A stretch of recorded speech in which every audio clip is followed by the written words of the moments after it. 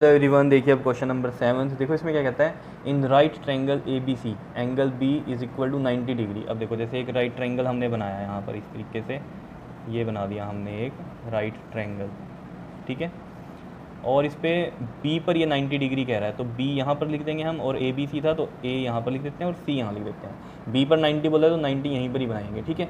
अब देखो ए पार्ट में ये क्या कह रहा है, ए बी है 6 सेंटीमीटर, ये 6 सेंटीमीटर हो गई, बी सी कितनी है 8 सेंटीमीटर, ये 8 हो गई, ए सी हमें निकालनी है।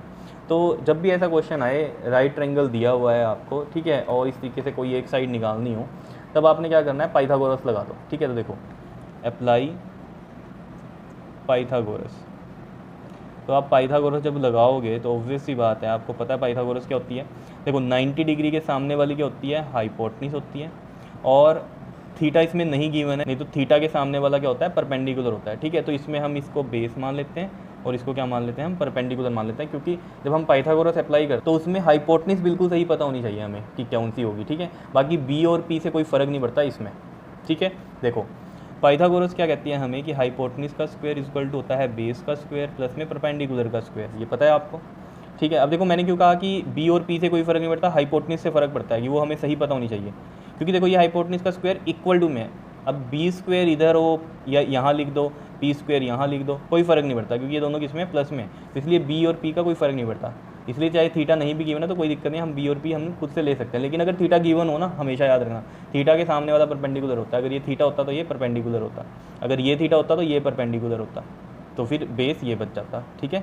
हाँ 90 डिग्री के सामने वाला हमेशा क्या होता है, हाइपोटेन्यूज होती है, ठीक है।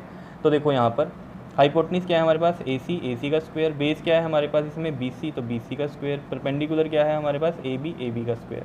अब हमें ए सी ही निकालनी है इसमें, तो देखो बी सी की वैल्यू कितनी है हमारे पास 8, तो 8 का स्क्वायर हो गया, प्लस में ए बी की वैल्यू कितनी है 6, तो ये 6 का स्क्वायर हो गया। तो 8 8 का कितना होता है 64, और 6 6 का कितना होता है 36। 64 और 36 को ऐड करो कितना होगा हमारे पास 100, और इधर है ए सी का स्क्वायर। अब वही कहानी है, स्क्वायर हटाना है तो इधर क्या हो जाएगा, स्क्वायर रूट हो जाएगा, तो स्क्वायर रूट हो जाएगा ये 100 आ गया, ठीक है। और 100 का स्क्वायर रूट हमें पता भी है कितना होता है 10 होता है, तो ये ए सी हमारे पास कितनी आ गई 10 सेंटीमीटर में। सेंटीमीटर में क्यों लिख रहे हैं, क्योंकि बाकी सब साइड्स किस में थी सेंटीमीटर में, तो ये भी किस में होगी सेंटीमीटर में। 100 का नहीं पता है स्क्वायर रूट 10 होता है, तो निकाल के भी देख सकते हो आप इस तरीके से 100 का, या तो प्राइम फैक्टराइजेशन से कर लो या फिर लॉन्ग डिवीजन से कर लो। लॉन्ग डिवीजन में इस तरीके से होगा, पेयर बनेंगे, 1 1 का 1 हो गया, यहाँ पर 0 बची 2, और 1 और 1 कितना होता है 2, अभी किस पे जाएगा ये 0 पे ही जाएगा, तो 20 0 था 0, और ये इस तरीके से 1 मत आंसर लिख देना, कई बच्चे क्या करते हैं 1 1 का 1, ये 0 आ गई तो 1 आंसर हो गया, 100 का रूट 1 हो गया, नहीं ये 2 जीरोज़ एक्स्ट्रा बची हुई है ना यहाँ पर, तो इसको तो करना ही पड़ेगा हमें, तो 20 0 ही होता है, ठीक है ना, क्योंकि यहाँ तो 2 बचा हुआ था ना, अब ये 0 आया बिल्कुल नीचे, तो 10 है इसका स्क्वायर रूट। क्या समझ में आया, ठीक है। बस कुछ नहीं था, मेन तो पाइथागोरस आपको पता होनी चाहिए कि क्या होती है, ठीक है। और एक चीज़ और याद रखना, जब भी इस तरह का क्वेश्चन हो तो आपको ये पता होना चाहिए कि हाइपोटेन्यूज सबसे बड़ी साइड होती है, ठीक है। देखो जैसे बेस ये 8 है, ये 6 है परपेंडिकुलर, तो हाइपोटेन्यूज कितनी आई है 10 आई है, तो सबसे बड़ी साइड होती है राइट एंगल ट्रायंगल में ये आपकी हाइपोटेन्यूज, ठीक है।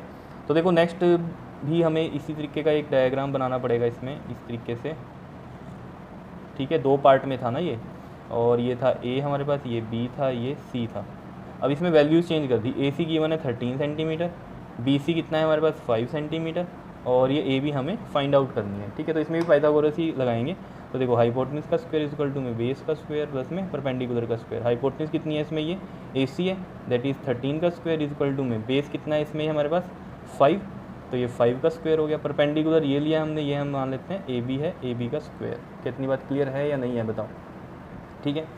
तो यहाँ से देखो 13 का जो स्क्वायर होता है ये होता है 169, आप करके देख लेना, इक्वल टू में 5 5 25 है, प्लस में ए बी का स्क्वायर, तो 169, ये 25 इधर जाके माइनस होगा, और ये ए बी का स्क्वायर, तो इसमें से जब आप माइनस करोगे ये 144 आएगा, और ये ए बी का स्क्वायर, तो स्क्वायर हटाएंगे तो इधर क्या हो जाता है स्क्वायर रूट हो जाता है, और 144 का स्क्वायर रूट होता है 12, तो 12 सेंटीमीटर आ गई आपके पास ए बी।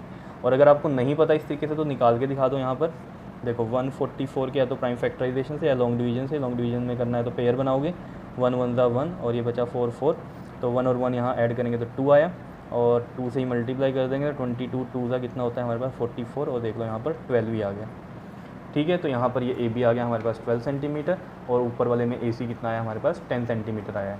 क्लियर हुआ क्वेश्चन, तो बस पाइथागोरस ही अप्लाई करिए और तो कुछ नहीं है। पाइथागोरस में अब ये नहीं होता कि हाइपोटेन्यूज ही निकाल सकते हैं, 3 होता है ना, ये देखो 3 साइड्स में फॉर्मूला होता है, हाइपोटेन्यूज, बेस और पेंडिकुलर। तो जो भी मिसिंग होगी वो आप निकाल सकते हो यहाँ से।